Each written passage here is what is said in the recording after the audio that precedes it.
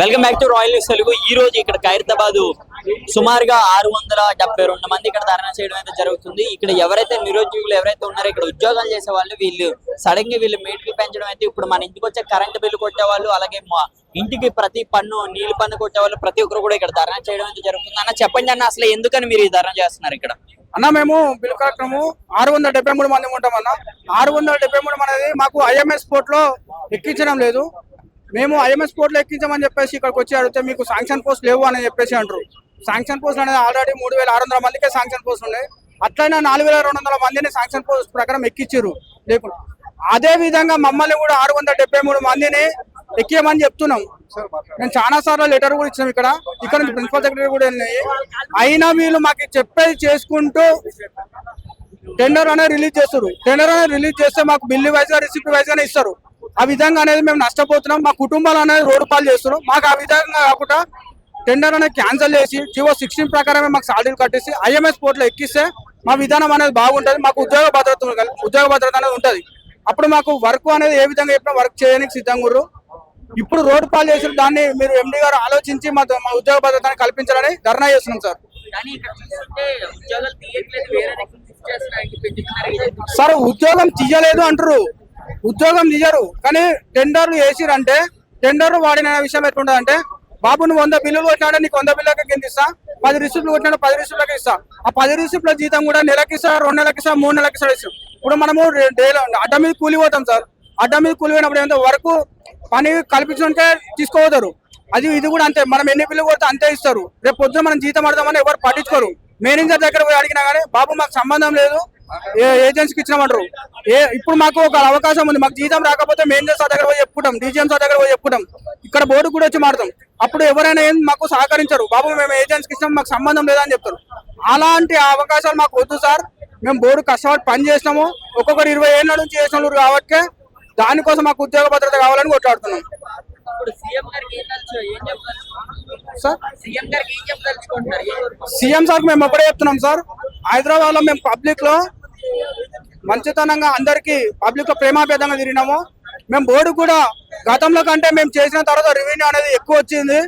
CM sir మమ్మల్ని ఒకటే ఆలోచించింది అంటే మాకు ఉద్యోగ భద్రత అనేది కల్పించాలి. ఈ టెండర్ల విధానం అనేది రద్దు చేయాలి. ఈ టెండర్ల విధానం ఉన్నదంటే కుంభకోణం చాలా జరిగింది. ఇక మీరు ఆలోచించాల్సింది ఒకటే, 4,000 చిల్లర ఉన్నప్పటికేమో ఒక ఏజెన్సీ వేసిరు, 673 ఏజెన్సీకేమో 12 ఏజెన్సీలు వేసిరు. ఇక్కడ ఎంత కుంభకోణం జరుగుతుంది సార్. సీఎం సార్ దృష్టికి మీరు ఆలోచించి మీ మీడియా ద్వారా మాకు 673 మందిని ఐఎంఎస్ పోర్టులు ఎక్కించి మాకు ఉద్యోగ భద్రత కల్పిస్తారని చెప్పేసి మీ మీడియా ద్వారా సీఎం గారి దృష్టికి పోతారని చెప్పేసి మేము ఆలోచిస్తున్నాం. మీరేం చేస్తుంటారన్న? మేము హైదరాబాద్ లో వాటర్ డిపార్ట్మెంట్ లో గత 15 సంవత్సరాలుగా మేము మీటర్ రీడర్ గా జాబ్ చేస్తున్నామండి. మాకు 13,500 శాలరీ ఉంటుందండి. అది జివో 60 ప్రకారం మాకు 13,500 శాలరీ. ESIPF కట్టగా మనకు అది వస్తుంది శాలరీ. అయితే ఇప్పుడు గతంలో మాకు జివో 60 ద్వారా ఇచ్చారు. ఇప్పుడు టెండర్ విధానాన్ని ప్రోత్సహిస్తున్నారు ఎండి గారు. మాకు ఆ టెండర్ విధానం అనేది ప్రోత్సహిస్తే ఇప్పుడు మా శాలరీలు తక్కువ వస్తాయి. అంటే డైలీ కూలీ లాగా మారిపోయే ప్రమాదం ఉంది. ఇప్పుడు ఎండి గారికి మేము విన్నపం ఏంటంటే మాకు జివో 60 ద్వారా మళ్ళీ కొనసాగించాలని మా యొక్క ధర్నా మేము కొనసాగిస్తున్నాం అంతే.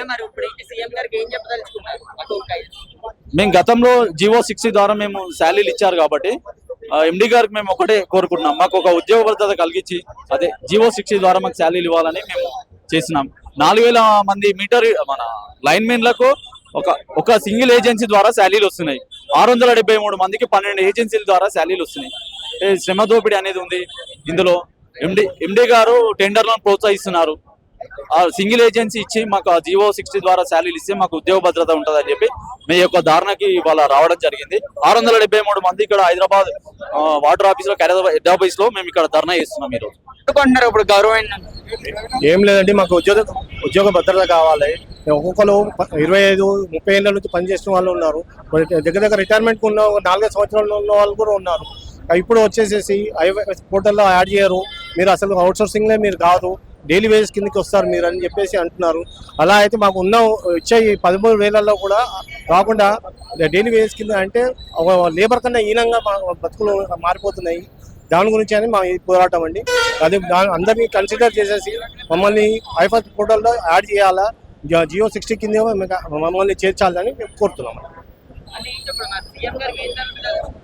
అండి అంతే అండి. ఐఎఫ్ఎస్ పోర్టల్ ఇప్పుడు అందరికి ఎవరైతే అవుట్ సోర్సింగ్ పోర్టల్ యాడ్ చేయమని చెప్పారు మమ్మల్ని కూడా ఇప్పుడు మాకు వచ్చేసి 18,000 జీతం అండి. దానికి వేసే విధంగా వాళ్ళకు 2,500 నుంచి 3,000 కటింగ్ బోను, ఈఎస్ఐ కటింగ్ బోను 13,500 మాకు చేతికి వస్తాయండి. దాంట్లో కూడా ఇప్పుడు మీరు వర్క్ చేయట్లేరు కరెక్ట్ అవర్లీ బేసిస్ లో చెక్ చేసి దాంట్లో కూడా 10,000 కింద వచ్చే వాళ్ళు కూడా ఉన్నారు. 10,000 మొన్న రీసెంట్లీ 2 months కింద అయితే 6,000 వచ్చాయి. ఆ 6,000 కూడా అలా ఎందుకు కట్ చేస్తారంటే కూడా ఏం దాని గురించి చెప్పట్లేదు. మళ్ళీ మేము వేస్తామని అన్నారు, ఇప్పటివరకు లేదు. మళ్ళీ దాని పైపెచ్చు ఇప్పుడు మళ్ళీ ఐఎఫ్ఎస్ పోర్టల్ ఏదైతే చేశారో దానిలో యాడ్ చేస్తా అన్నారు. దానిలో కూడా చేయకుండా మీరు డైలీ వేజెస్ కింద వస్తారు. డైలీ వేజెస్ ఇప్పుడు యాజ్ పర్ కమిషన్ బేసిస్ లో మీకు తీసుకుంటామని చెప్తున్నారు. అది అలా అయితే కావద్దు అనేది నా పోరాటం. ఇప్పుడు మీరు ఏం కోరుకుంటున్నారు? కోరుకునేది ఏంటి సార్? మా న్యాయం మాకు కావాలా, మా హక్కు మాకు కావాలా. మా న్యాయం కోసం మేము కొట్లాడుతున్నాం సార్. అన్యాయం ఏడ జరుగుతుందంటే సార్ 673 మంది పైన 12 ఏజెన్సీలు అంటే సిగ్గుచేటు సార్. మనకి 673 మంది పైన సార్ ఉంటే 1-2 అంటే ఏమనవచ్చు. ఇన్ని ఏజెన్సీలు వేసినాయి అంటే దేనికి వేసినాయి? మా జీవితాలు ఖరాబ్ చేయడానికి వేసినా, దేనికోసం చేయనా మా అర్థమైతే. అందుకే మేము రోడ్డు పైన ఎక్కడం జరిగింది సార్. మేము ఇప్పుడు కొట్లాడేది ఏంటి అంటే ప్రతి ఒక్క శాఖలు అనేది ఐఎఫ్ఎం పోర్టల్ ఎక్కించారు, అందరికి కార్పొరేషన్ లో చేస్తా అన్నారు. కాబట్టి మాకు అనేది మీరు ఈ శాఖలో రారు అనే మాట పైన మేము ఇలా రోడ్డు పైన ఎక్కడం జరిగింది. అన్న చెప్పండి అన్న, అసలు ఏంటి మీరు ఏం కోరుకుంటున్నారు? సార్ మేము ఇక్కడ bill collector meter reader sir, water department పని చేస్తున్నాం. 10 సంవత్సరం చేస్తున్నాం. మాకి బడ్జెట్ సెక్యూరిటీ ఏం లేవు. మాకి వీళ్ళు ఏమంటారు అంటే మీరు ఉట్టి పని చేయాలి, వెళ్ళిపోయారు, లేబర్ లాగా పని చేసుకుంటారు మాతోని. సార్ సీఎం సార్ ఏమన్నాడు 5 లక్షల మంది అవుట్ సోర్సింగ్ వాళ్ళకి ఒకటే చోట్ల ఇచ్చి ఒకటే ఏజెన్సీ ద్వారా పైసలు ఇస్తామని చెప్తున్నారు. కానీ వీళ్ళు ఏమో సరే అని చెప్పిన ముందు వాళ్ళు ఇప్పుడు ఏమంటే మీ పేరేడా లేవు, అసలు మీకు దీనికి పనికే రావు అంటే మేము దేని లెక్కలో మేము పని చేస్తున్నాం. हम लोग अभी जो काम कर रहे हैं क्या हिसाब से काम कर रहे हैं? अभी अब हमारे को अभी तुम लोग मिशन रखो, तुम लोग काम को नहीं है, तुम घर को चले बोल के बोल रहे हैं. फिर हमारा लाइफ कैसा है, हमारा जीने का कैसा, हमारा गुजारा कैसा, अब तक जो काम कर रहे हैं उसके बारे में कैसा, कहाँ जाना हम लोग को जो है सो सैलरी 1 देते, तनख्वाह 1 देते, काम 10 लेते, सर्वे करना, हम बिल देना, हम डिस्कनेक्शन हम करना, जाके कोई पैसे नहीं बने तो पूरा काम हम करते, मगर तनख्वाह नहीं पूछना. तनख्वाह पूछना ही नहीं, 4 महीने 3 महीने तनख्वाह नहीं है हमारे को. तनख्वाह किसको पूछना जाके? तनख्वाह अगर जाके पूछो तो उन्हें बोलता हमारे को नहीं मालूम. एजेंसी को पूछ, एजेंसी वाला बोलता हमारे को नहीं मालूम, हमारा भी नहीं आया, चेक पास नहीं हुआ, कुछ भी नहीं हुआ. ये पूरा हमारे क्यों कर रहे हैं? हमारे को 2 नजर क्यों देख रहे हैं? हमारे को 2 చూపులు ఎందుకు చూస్తున్నారు సార్? మాకు వాళ్ళకి అలా మాకు అలాగా.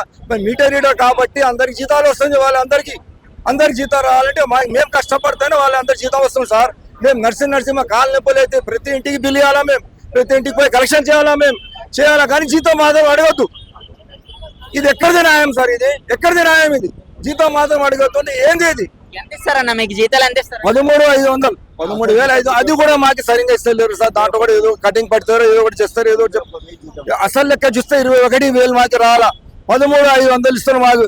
అది కూడా సరిగ్గా ఇస్తారు టైంకి. జీతం మాత్రం అడగద్దు.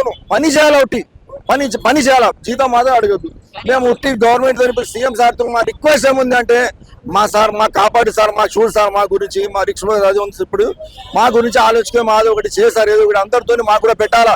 జియో 60లో మాకు పెట్టాలా అని మా ఆశ ఉంది. ఎందుకంటే సార్ చెప్పిండు అందరికి జియో 60లో తీసుకోమని. మళ్ళీ వీళ్ళు ఎందుకు తీసుకుంటే లేరు?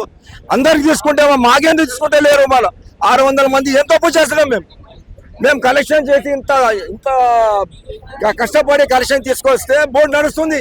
బోర్డు ఎక్కడి నుంచి నడుస్తుంది నాకు చెప్పండి. బోర్డు ఎట్లా నడుస్తుంది మాకు చెప్పండి. బోర్డు మా వల్ల మా మీటర్ రీడర్ పోయి కలెక్షన్ చేసి ఆడ కొట్లాడి పైసలు తీసుకొచ్చి ఈడ ఇస్తే మాకేమో ఇట్లా చేస్తాను వీళ్ళు. అసలు ఇది కరెక్ట్ కాదు సార్. సీఎం సార్ మా రిక్వెస్ట్ మీ సార్, మీతో ఎండి సార్ మాకు కాపాడి చూడండి మా గురించి కొద్దిగా. మేము కూడా మాకు కూడా పిల్ల ఉంది, మాకు కూడా ఇల్లు ఉంది, మాకు కూడా నా అమ్మ నాయన అందరు ఉన్నారు. ఎట్లా మా కుటుంబం నడవాలంటే ఎట్లా మేము బతకాలా? ఎవరు చెప్పాలా మా బాధ? మీకు కాదు, మీ దగ్గర పని చేస్తే మీకే చెప్తున్నాం. ఎవరు చెప్పాలా పోయి? ఇంకా కానీ ఉద్యోగాలు తీస్తలేదు, ఏజెన్సీకే తరలిస్తున్నాం కూడా. మాకు ఇంతకు పని ఎప్పుడు మీరు మిషన్ ఇచ్చి వెళ్ళిపోవాలి అంటారు. ఏడా పోవాలా? మేము ఏం చేయాలి ఇప్పుడు? అసలు మా బతుకు ఎట్లా? మేము చచ్చిపోవాలా? మేము ఏం చేయాలి చెప్పండి? చచ్చిపోగానే రెడీ ఉన్నాం అందరు కలిసి. ఇక్కడ చచ్చిపోతాం. ఈయనే మా బతుకు అంతా ఈయన చేస్తారు. మాకు మాత్రం న్యాయం కావాలా. We want justice. ఇంకేం అడతలేవు, మాకే న్యాయం చేశారు. మరీ చెప్తున్నాం మీకు, మాకు న్యాయం చేయాలా, మాకు న్యాయం చేశారు, మాకు న్యాయం చేయి అంతే. అందరికి చేస్తున్నాం, మాకు కూడా చేయండి. 5 లక్షల మంది చేస్తా అన్నారు, మళ్ళీ మేము 600 మంది ఏం తప్పు చేస్తాం సార్ ఇక్కడ? మాకు ఎందుకు ఈ శిక్ష? అంతే సార్, మాది అదే ఉంది, ఇంకా ఏం లేవు. మాకు జియో 60 పెట్టాలా, మా కాపరేషన్ అంతే సార్.